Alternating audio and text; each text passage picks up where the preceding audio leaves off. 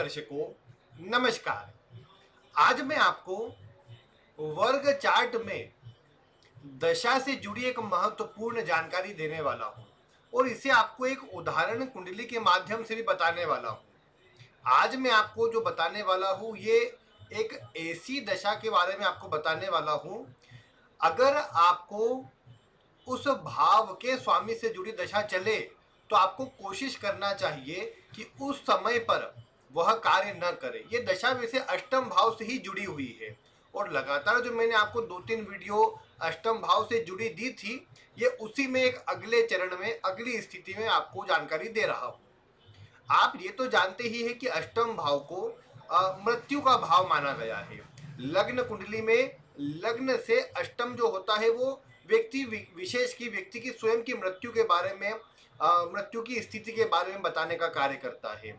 और जितने भी वर्ग चार्ट होते हैं उनमें उनका जो अष्टम भाव होता है वो उस बात को बताता है कि ये अष्टम भाव जो है ये आपको उस वर्ग चार्ट से जुड़ा प्रभाव कितना अधिक देगा या कितना कम देगा। जैसे उदाहरण के लिए मानिए, नवमांश कुंडली आप जानते हैं विवाह के लिए, जीवन साथी के लिए, मुख्य रूप से वैवाहिक स्थिति के लिए देखी जाती है, विवाह से जुड़ा उसका प्रभाव है।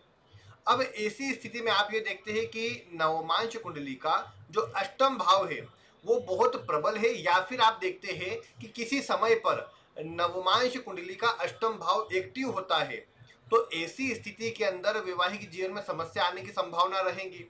अब ऐसा कोई व्यक्ति आप मान लीजिए जिसने जब विवाह किया तभी ऐसे व्यक्ति को नवमांश के अष्टम भाव के स्वामी की दशा चल रही थी, तो क्या होगा ऐसे में कि ऐसे व्यक्ति का वैवाहिक जीवन खराब रहे, ऐसे व्यक्ति का विवाह विच्छेद हो जाए इत्यादि इसी से जुड़ी हुई बातें देखने को मिलेंगी, क्योंकि अष्टम भाव परेशानियों का है, उस चीज की समाप्ति का है।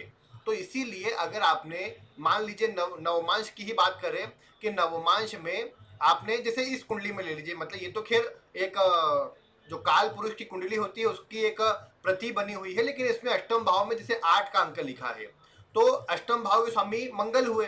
अब मान लीजिए किसी की नवमांश कुंडली है, नवमांश कुंडली मेष लग्न की है और अष्टम का स्वामी मंगल है।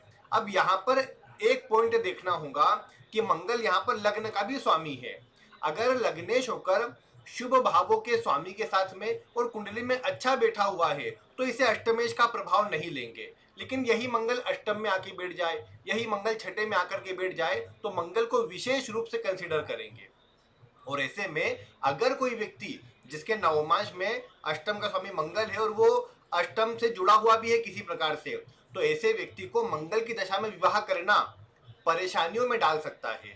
ऐसे व्यक्ति का मंगल की अगर अंतरदशा, विशेषकर महादशा नहीं क्योंकि महादशा लंबी होती है, तो पूरी महादशा नहीं, जब अंतरदशा चले उस समय अवधि पर विवाह करने से बचना चाहिए। और ये तो केवल मैं नवमांश से जुड़ा सूत्र आपको बता रहा हूं तो आपने इस पर मैच कर लिया। यही चीज आप दशमांश में चले जाइए। दशमांश कुंडली के अष्टम भाव में जो भी ग्रह की राशि आती है उसकी अंतरदशा में अगर आप कोई नया काम प्रारंभ कर लेते हैं, कोई व्यापार प्रारंभ कर लेते हैं या किसी जॉब में आप चले जाते हैं, तो उस समय पर आपको देखने को मिलेगा कि मानसिक अशांति बहुत रहेंगी, मन मुताबिक प्रभाव भी नहीं मिलेगा और आप किसी न किसी रूप में परेशान रहेंगे। तो ये नवमांश हमारे विवाह के लिए देखा जाता है, दशमांश करियर के लिए देखा जाता है, कर्मों के लिए देखा जाता है। और इसी प्रकार जो अन्य वर्ग चार्ट है कि जैसे जो चतुर्थांश कुंडली होती है, D4 जो चार्ट होता है वो मेनली वैसे भाग्य के लिए, सुखों के लिए देखा जाता है, संपत्ति के लिए देखा जाता है। अब मान लीजिए किसी व्यक्ति को चतुर्थांश कुंडली के मतलब जो D4 कुंडली होती है उसके अष्टमेश की अंतरदशा चल रही है, ऐसा व्यक्ति उस समय पर कोई प्रॉपर्टी ले ले या किसी प्रॉपर्टी में डील कर ले, कोई प्रॉपर्टी खरीद ले, अपने नाम करवा ले, तो वो प्रॉपर्टी ऐसे व्यक्ति को बड़ी परेशानी दे करके जाएंगी। कई बार तो डील पक्की उस समय पर करे तो ऐसे व्यक्ति को नुकसान होने की भी संभावना रह सकती है। ऐसे व्यक्ति को या आप बोलेंगे कि फंस सकता है वहां पर, मतलब धोखा मिले या फिर किसी न किसी कारण से बाधाएं बहुत आए, ये सब बातें देखने को मिलेंगी। तो इसीलिए आपको केवल इतना ध्यान रखना है कि आप जो भी काम करने वाले हो सभी के लिए, अब जैसे सप्तमांश जो कुंडली होती है D7 चार्ट संतान के लिए देखा जाता है। अब आप ये देखिए कि जो संतान के लिए चार्ट है उसमें किसी व्यक्ति को जो संतान होती है वो जब अष्टमेश की दशा चले, सप्तमांश कुंडली के अष्टमेश की अंतरदशा चले, उस समय पर अगर संतान होती है तो ऐसे व्यक्ति को उस समय पर बड़ी परेशानियों का सामना करना पड़ेगा, या संतान होने के बाद ऐसा व्यक्ति खुश तो नहीं होगा, बल्कि नई नई परेशानियों को अपने जीवन में अनुभव करेगा और बहुत अधिक परेशान रहेगा। या अगर ऐसे समय पर संतान कंसीव भी हो जाए तो ये देखने को मिलता है कि वो ठीक ढंग से कई बार जन्म ना हो, मिसकैरेज वगैरह होने की संभावना अधिक रहे, नुकसान उनके स्वास्थ्य पर या खर्च आदि स्वास्थ्य के लिए बढ़ने की संभावना बहुत अधिक रहे। ये बातें आपको देखने को मिल सकती है। मतलब कहने की बात इतनी है कि अष्टम भाव ट्रबल का है, प्रॉब्लम का है। तो जब भी किसी वर्ग चार्ट से जुड़ी अष्टमेश की दशा, अंतरदशा, विशेषकर अंतरदशा चलती हो, उस समय पर उससे जुड़ा काम न करे, ये सबसे जरूरी है। और अगर इसका आप ध्यान रख लेंगे तो बहुत सी परेशानी जो आगे आने वाली होंगी उससे बच जाएंगे। वैसे तो अगर किसी की कुंडली में विवाह विच्छेद का ही योग है तो खैर कोई क्या करेगा, उसमें मिलान आदि अगर प्रॉपर ना हो जाए तो परेशानी आ ही जाती है। लेकिन अगर आप ये देखते हैं कि किसी के अष्टम के जो मतलब किसी वर्ग चार्ट के अष्टम के जो स्वामी है उसकी अंतरदशा में काम हो जाता है उससे जुड़ा, तो व्यक्ति को निश्चित रूप से परेशानी आती है। ये परेशानी ऐसी है जो व्यक्ति ने खुद न्योता दी है, भले नहीं हो, कोई आपको कहे कि देखो इस कुंडली में तो विवाह विच्छेद के योग नहीं है, लेकिन जो समय, जिस समय विवाह किया वो परेशानी वाला हो, तो व्यक्ति को उस समय अवश्य से प्रॉब्लम का सामना करना पड़ता है, परेशानियों का सामना करना पड़ता है। तो ये सूत्र तो आप मुझे विश्वास से समझ गए होंगे।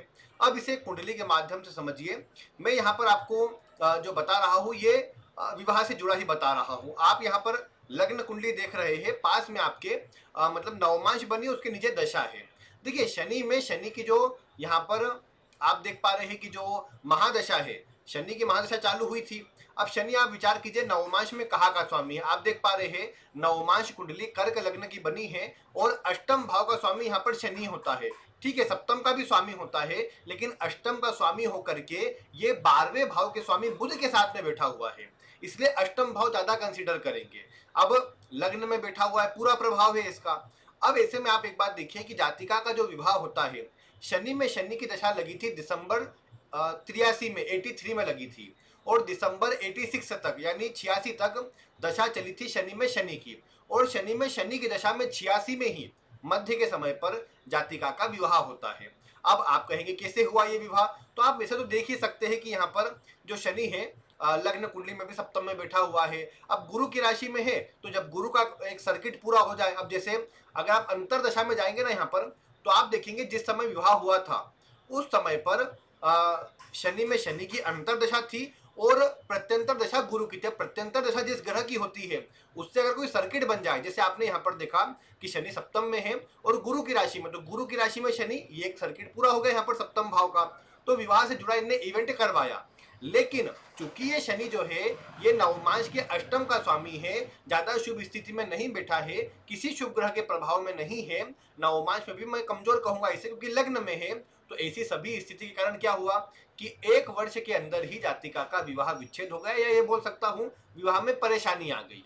अब इसी प्रकार आप आगे विचार कर सकते हैं कि अगर कोई भी काम किसी भी वर्ग चार्ट से जुड़ा हुआ आप करने जा रहे हैं और आप ये देख रहे हैं कि आप ऐसे समय पर वो काम कर लेते हैं जो नवमांश या दशमांश या जो भी वर्ग चार्ट है उसके अष्टम का स्वामी है वो ग्रह, तो उसकी अंतरदशा में किया गया कार्य आपको परेशानी देगा, बहुत सी बाधाएं देगा, कई बार काम पूरा भी नहीं हो पाएगा और कई बार आपको स्वयं को उसको छोड़ना पड़ जाएगा।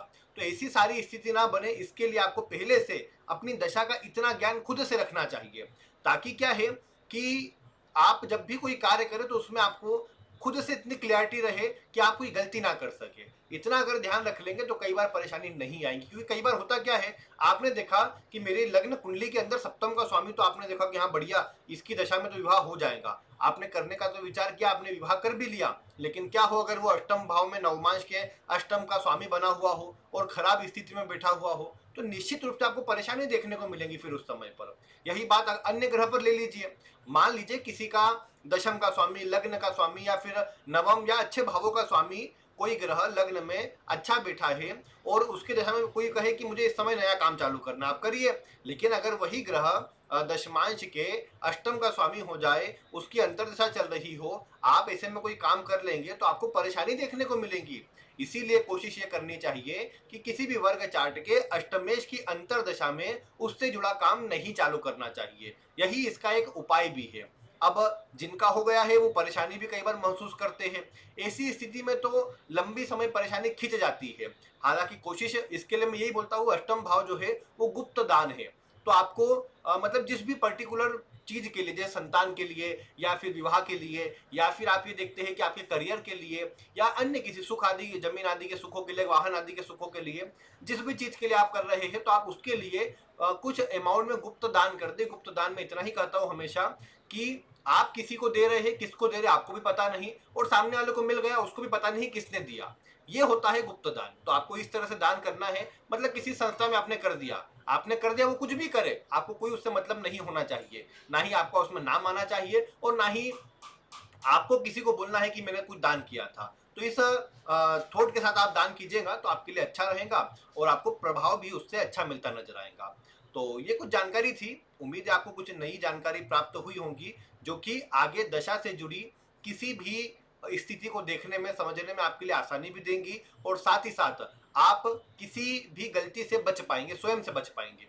तो ये है आज की वीडियो। कोई प्रश्न हो तो अवश्य से आप वीडियो में कमेंट करें। हो सकता है वह प्रश्न यही रहे कि अष्टम का स्वामी पंचम का भी स्वामी हो, तो भाग्य का भी स्वामी हो, तो मतलब अच्छे भाव का भी स्वामी हो, तो उसके लिए वही वो किस तरह के ग्रहों से एसोसिएटेड है, या किस ग्रह के साथ में बैठा हुआ है, या किस तरह के भाव में बैठा हुआ है, उससे उस ग्रह की मजबूती या कमजोरी का विचार करके आप आगे बढ़िएगा। बाकी कोई प्रश्न हो तो बता दीजिएगा। आज की वीडियो में इतना ही। वीडियो देखने के लिए आपका बहुत बहुत धन्यवाद।